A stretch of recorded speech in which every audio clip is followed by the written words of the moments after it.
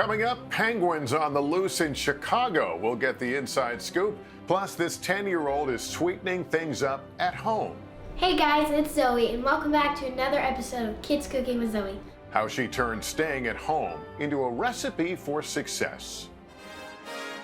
This is NBC Nightly News, Kids Edition. Welcome, everybody, to Nightly News Kids Edition. I hope you guys are doing well. We've got some really fun stuff coming up, including some really adorable penguins who you'll get to meet, so stick around for that. But first, we know there is a lot to take in these days, especially with many of you having to do schoolwork from home for the rest of the school year, it turns out. I'm sure you miss your teachers, you miss your friends. Believe me, I miss my friends too.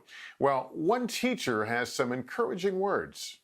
Hey students, my name is Michael Bonner and I am a teacher at the Ryan Clark Academy in Atlanta, Georgia, and I have a special message from you from every teacher around the world. We miss you. We miss you so much. We miss your hugs. We miss the laughter we would share in our classrooms. We miss the inside jokes. We miss the handshakes and high fives. And I'm sure you miss your favorite teacher and your classmates as well. And although we're going through this difficult point in time, I want to give you a couple things you can use to make sure you make it through this moment. If you're thinking about your teacher and you have technology at home, write them an email, send them a video. If you're thinking about your classmates, send them a Snapchat video or a TikTok video. If you have access to technology, you can still engage in learning by looking up digital books that you can read. And if you don't have technology and you're thinking about somebody special, sit down and write them a letter and let them know how much you care for them. Although we may not know how long COVID-19 will last, please know that every teacher is thinking about you, that we love you, that we want you to stay safe, but most importantly, we want you to stay positive because one day we'll see each other again. Take care. Michael Bonner is a teacher in Atlanta, and thanks, Michael. Now let's get to our fact. Did you know the CDC says the virus that causes COVID-19 has not been found in drinking water? Well, that's good to know, so hydrate. All right, now let's get to your questions. Dr. John Torres joins us now. Dr. John, speaking of schools, our first question comes from California. Hi, my name is Evan. Hi, my name is Sophie. Hi, my name is Ava. And we're from Los Angeles, California. Our question is, what are schools going to be like when we go back? Are they going to be the same or are they going to be different? Yeah, we're all kind of wondering about that. Schools, John? Well, I think you're going to go back to school after the summer break in the fall time, and I think you're going to definitely notice some differences. Number one, instead of going every day, you're probably only going to go a couple days a week, maybe Monday and Wednesday. Some of your friends will go Tuesday and Thursday, and those other days, you'll study from home a lot like you do now. When you get to school, you notice some things there too. The seats will be about 6 feet apart. You'll have lunch in your classroom probably instead of the cafeteria, and then recess will be a little different. They're still trying to figure that one out, but it won't be quite the same as it was before. The main goal here is to make sure that everybody, you guys as students, the staff, even your parents, stay safe and we get coronavirus under control. Yeah, I know a lot of people are working on that, Dr. John. Thanks for that answer. Our next question is a topic we've been hearing a lot about this week. Hi, my name is Connor. This is Isabella and that's Anna. We're from Chicago. We've heard that kids are less likely than older people to get very sick from the coronavirus. Why is that? Hey, Dr. John, what about that?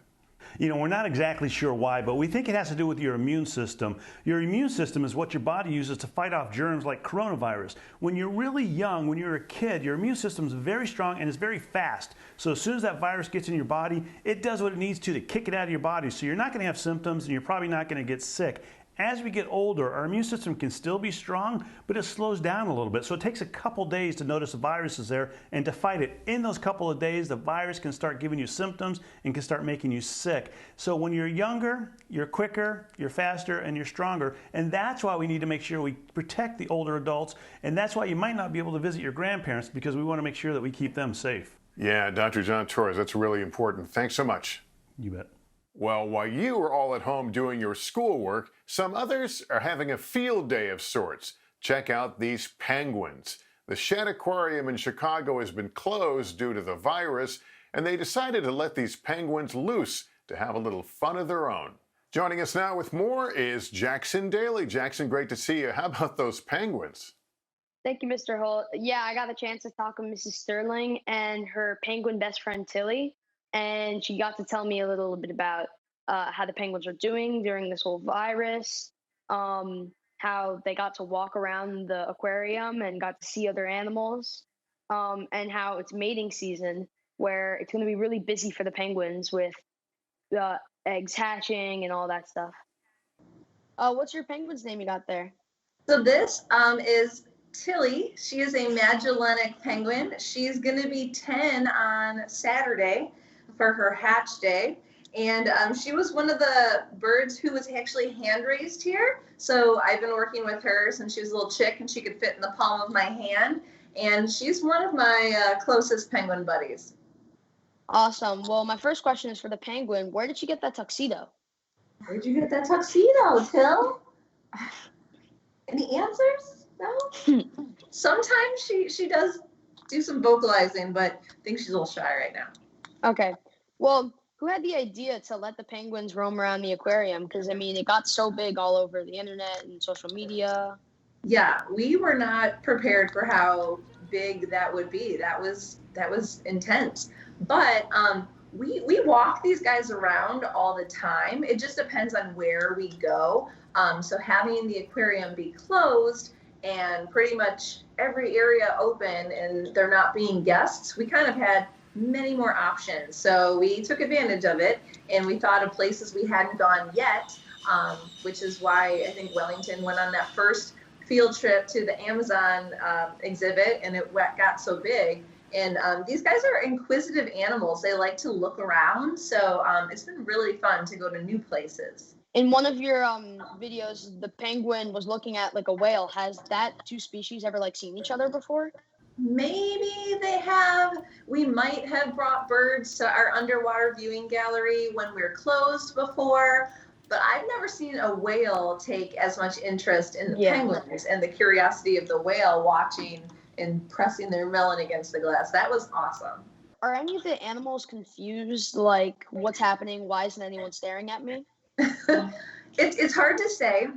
It's hard to know what actually is going on in the animal's mind, but for our job as trainers, so inquisitive, our job is to make their day, just to continue making them as engaging as they had been when we were open. So while they're not doing penguin encounters anymore with guests or aquatic presentations, when the guests would watch them parade around, they're still getting that exercise and they're still getting that walking around activity just in different places of the aquarium. So it's hard to say if anyone has noticed. I mean, I'm sure the whole building is quieter all around. So I'm sure they have to notice somewhat, but I don't know if it's affecting them too much at all. Can penguins and sea animals attract COVID-19? So I don't believe penguins can. Sea animals, we are not positive, but we always just take the precaution and wear the masks mostly around them anyway. And we kind of treat our animals as if we're treating the people. We give them space. We give space from the trainers. Thank you for your time and see you later, Tilly. Tilly, can you say bye?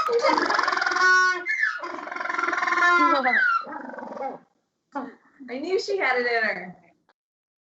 Yeah, at the end there you saw the penguin Tilly give me a goodbye yell.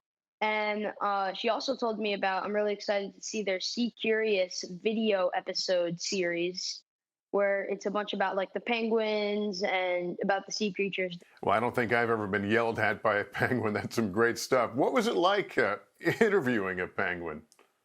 It was definitely different because the penguin kept like squirming around and it was kind of hard to concentrate at some points. But yeah, I mean, the penguin definitely likes her trainer and is tamed, and they do a good job there. They do a great job at the Shed Aquarium. I used to take my kids there when they were little. Hey, Jackson Daly, always great to talk to you. Thanks for coming on with us today. Thank you for having me. Finally, some kids are getting creative while staying at home, even taking up new hobbies. One fourth grader is showing kids the joy of cooking, and it's a family affair. Here's Kristen Dahlgren. If being stuck at home during social distancing has you feeling bitter. Hey guys, it's Zoe. 10-year-old Zoe Giles wants to sweeten things up. Man, I gotta change. That's better.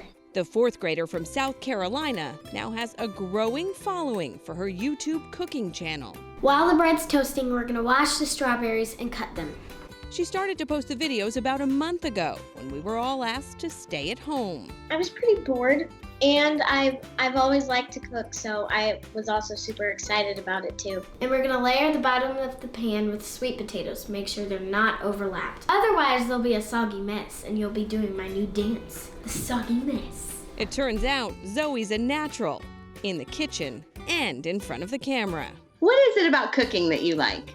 How you get to make things that you want, and you can just combine stuff, and it comes out and it's delicious, and you just, it's really fun to make it, and you can make whatever you want with all these cool ingredients. We're celebrating Moms All Week for Mother's Day, and I know my mom would love it, and yours might too.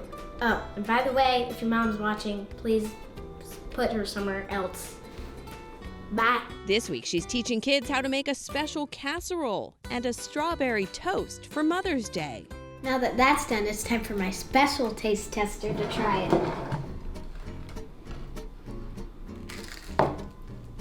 How is it? Rating from 1 to 10.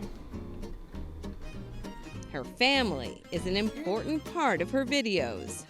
Dad is the director. He's the one with the camera.